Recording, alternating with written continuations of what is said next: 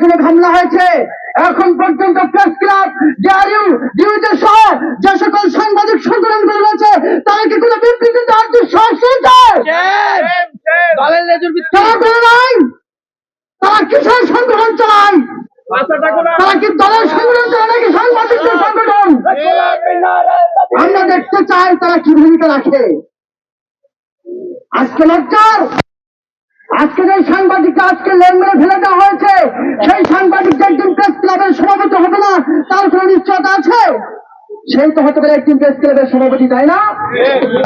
কাকে সদস্য বানাবেন? কিন্তু দুঃখজনক হলে বাস্তব আজকে তারা কোনো বিবৃতি দেয় নাই।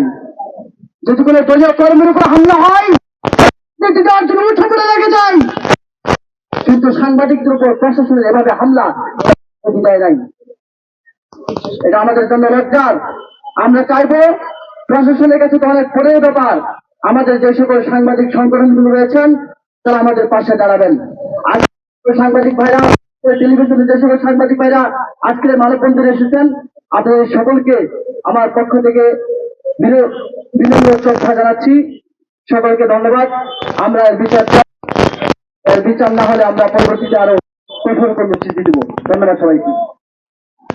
সংগ্রহ করা এবং সেটি প্রচার করা, আমরা আমাদের পেশাদারিত্বের থেকে আমরা কাজের যে স্বাধীনতা সেটি চাই এবং রাষ্ট্রের কাজ করতে গিয়ে আমাদের যে নিরাপত্তা সেটা করতে চাই।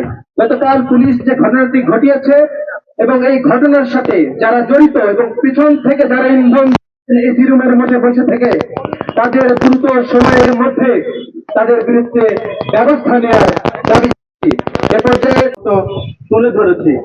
তবে কালকে আপনারা দেখেছেন বিএনপির একজন মুরব্বী ওখানে ছিল যমুনার সামনে, তার যে আচরণ ছিল, তিনি যেভাবে বলেছেন মারো মারো, এবং তিনি নিজে লাঠি দিয়ে যেভাবে আন্দোলনকারীদেরকেও পিটিয়েছেন, এসব বিষয়ে আমি বলবো আসলে উনি হয়তো কালকে পুলিশের পোশাকে ছিলেন না, উনি হয়তো কোনো বারে ছিলেন এবং সেখান থেকে সরাসরি যমুনার সামনে গিয়ে উনি এইরকম আচরণ করেছেন। কারণ ওনার মতো একজন ঊর্ধ্বতন কর্মকর্তা এভাবে লাঠি হাতে নিয়ে মারাটাকে আমরা সন্দেহজনক চোখে দেখি। অনেকেই বলছেন যে হাজি হত্যার যে বিচার, সেই বিচার নিয়ে, এই বিচারের দাবি নিয়ে এই নির্বাচন বানচাল করতে চায়। আমরা বলবো এই ইন্টারের আরো ক্ষমতায় থাকার জন্য এই অশিক্ষিত অর্ধশিক্ষিত পুলিশ কনস্টেবলদের দিয়ে সাংবাদিকদের উপর হামলা করে দেশকে অস্থিতিশীল পরিস্থিতি তৈরি করে তারপরে তারাই নির্বাচনকে বানচাল করতে চায়। আমাদের যে সহকর্মীর প্রতি হামলা হয়েছে তার সুনির্দিষ্ট বিচার আমরা চাই। ধন্যবাদ সবাইকে। হামলা হয়েছে। এখন পর্যন্ত প্রেস ক্লাব, ডিআরইউ, ডিউটি সহ যে সকল সাংবাদিক সংগঠনগুলো রয়েছে তারা কি কোনো বিবৃতি দেওয়ার দুঃসাহস হয়েছে? তারা করে নাই। তারা কিসের সংগঠন চালায়? তারা কি দলের সংগঠন চালায় নাকি সাংবাদিকদের সংগঠন? আমরা দেখতে চাই তারা কি ভূমিকা রাখে। আজকে লজ্জার, আজকে যে সাংবাদিককে আজকে লেন মেরে ফেলে দেওয়া হয়েছে সেই সাংবাদিকটা একদিন প্রেস ক্লাবের সভাপতি হবে না তার কোন নিশ্চয়তা আছে? সেই তো হতে পারে একদিন প্রেস ক্লাবের সভাপতি, তাই না? কাকে সদস্য বানাবেন? কিন্তু দুঃখজনক হলে বাস্তব আজকে তারা কোনো বিবৃতি দেয় নাই।